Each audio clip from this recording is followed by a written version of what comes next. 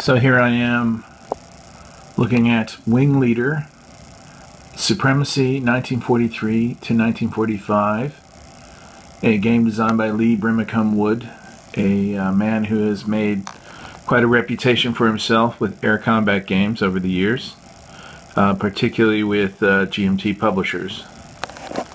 I think his first big game that came to my attention was The Big Blue. See, it's a pretty hefty box to give you an idea of scale here. Even with my giant Irish man mitts, that's a lot of depth to the box, which is useful because we're talking about some huge chunky parts here.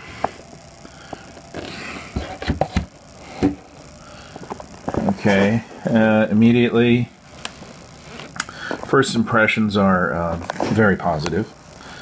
I'll get the folder all that comes in every GMT box. 6-sided dice, apparently. And your Bago Ziplocs, but like this, let me point this out. This is the rule book and there's a scenario book as well. Feels like about, I don't know, 45 pages, maybe more. But glossy. Let's see, what's the page count there? Yeah, nailed that. Close, anyway.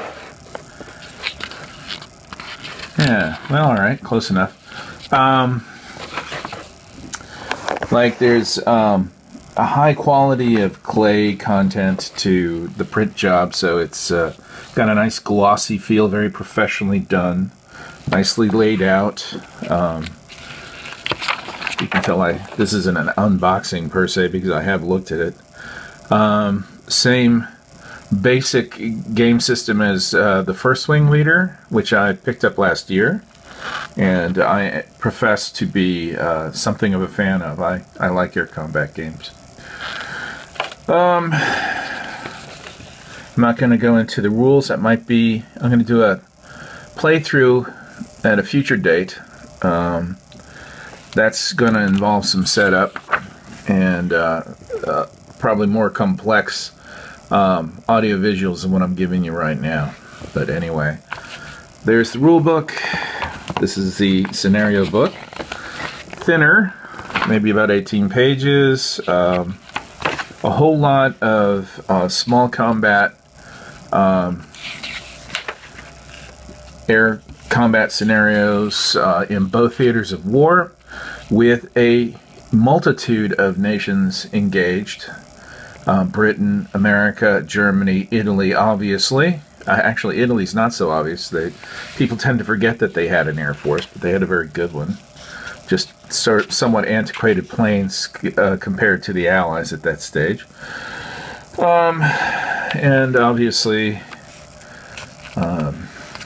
there's a lot of attacking bomber formation type scenarios in this particular scenario book because of the time period being covered is 43 through 45, and in the European theater, at least, that was a big focus on what was happening in the air in those days.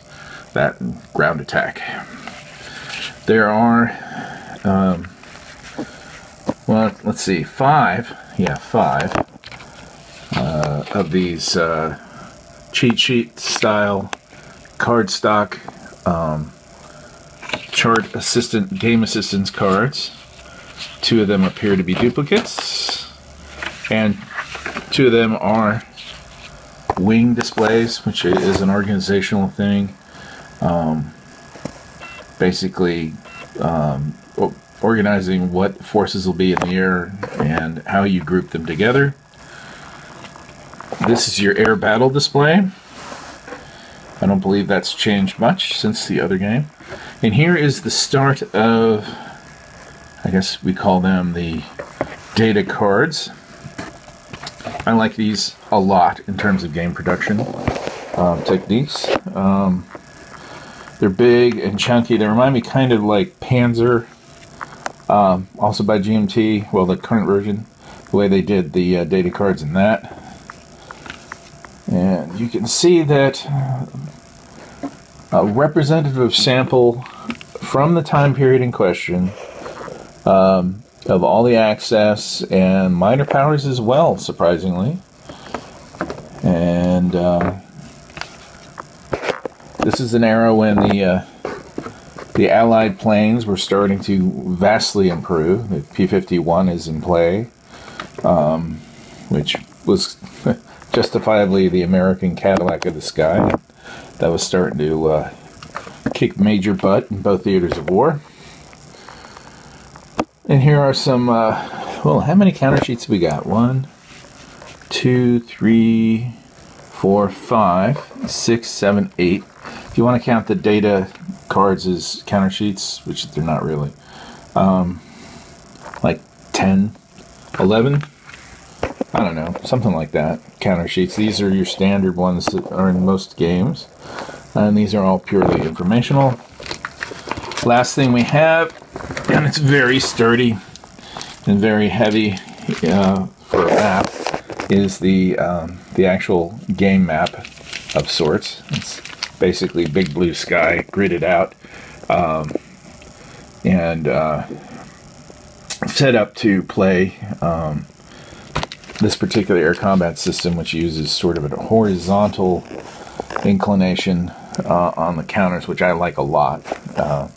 Very few games are really graphically that way.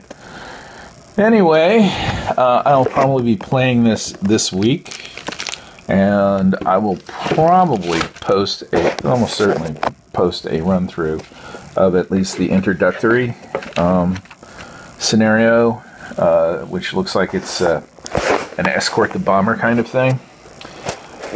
But I don't know, I guess my first impressions are fairly positive. Very much a quality job by GMT, again, but they're kind of the standard in the industry for that. And I look forward to playing this based on what I'm seeing.